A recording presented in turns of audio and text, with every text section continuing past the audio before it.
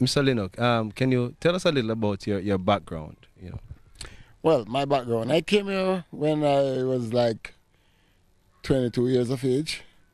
I got married to a resident of the area, and that enhanced my residency here. I have succeeded in developing a family here. First of all, I must point out that the name Lindo, I was the first one who lived in this community with the name Lindo. And my wife and myself, we have developed a family, and the name Lindo is very, very popular and prominent within the community. Are you responsible for that?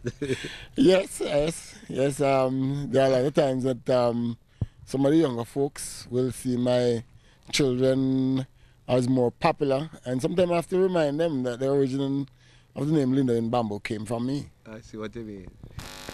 Connected with the school once, and they all most of the areas of the community life. I Can you tell us still, about that? I still do connect with the school. Like, over the years, I try to give whatever support I can to the school. I work with the development and day-to-day running of the school. At one time, my wife was a member of the school board, and then succeeded.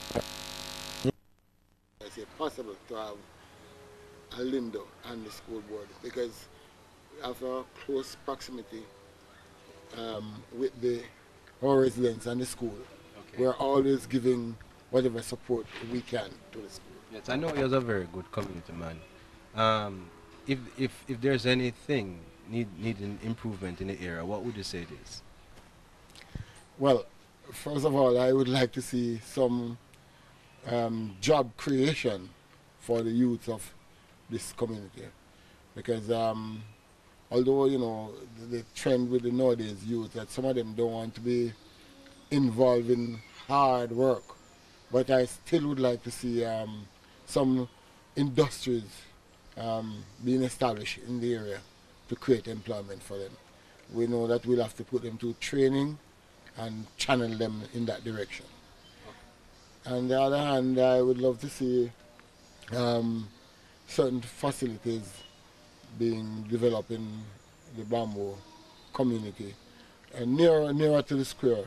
Like, for example, a community center where people can, gather and have functions and get involved in sports and all. That thing that is very, very important for our area. Um, well, we have been successful in having a lovely building recently at the post office, Okay, yeah, saw that. and we'd love to see a follow-up with a good police station here too, and also the library, because all these things are privately owned premises, and over the years they have deteriorated to an extent where we're not in keeping with the modern day requirements of having these things. And then we would like to have good facilities like for example the library in particular. We'd love to see reach a stage where we have computers fixing them, and people can go and utilize those facilities to get involved where the technology age is concerned. I notice you have quite a few trucks in the yard here. What sort of business do you conduct? Well, I am in the trucking business. That is the thing that I grew up doing. My training back in my early youth days at Kabla Youth Camp, where I was trained as a mechanic. And because of that, I have found myself always interested in moving around trucks and heavy equipment. Spend most of my life around them. I was once employed to Kaiser Bauxite as a equipment operator at a very high level. When I was at Kaiser, I used to operate from a pickup to the train that hauls the bauxite. Everything that is involved in mines production, I was capable of doing it. Okay.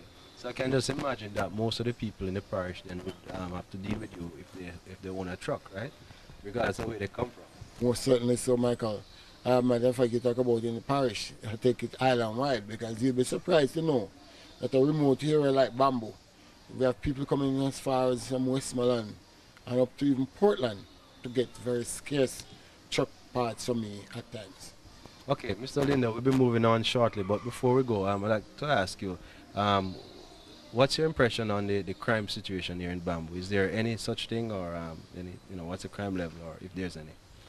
There is crime in Bamboo, Michael, but I'm very happy to say, I using the word of the Commissioner of Police or the police in general, thank God, crime is at a tolerable level.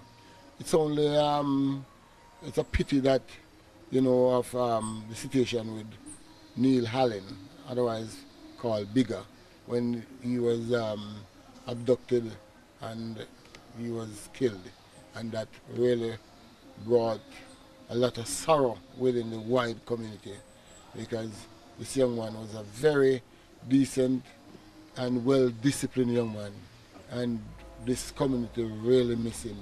But is that why the community is rallying around this concert this evening to sort of show support for a very unfortunate situation there? Very well, so Michael, if you notice that you know of the, yeah, actually I say you are one of the chief organizers of this benefit concert, and you know this, just about anything you ask me to do, I jump out and do it for Bigger, because I miss this guy so much.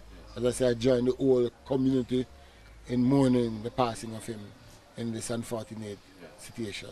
Well, we can take art from it that a community like Bamboo can rally around something like this and show the positive side of a very bad situation.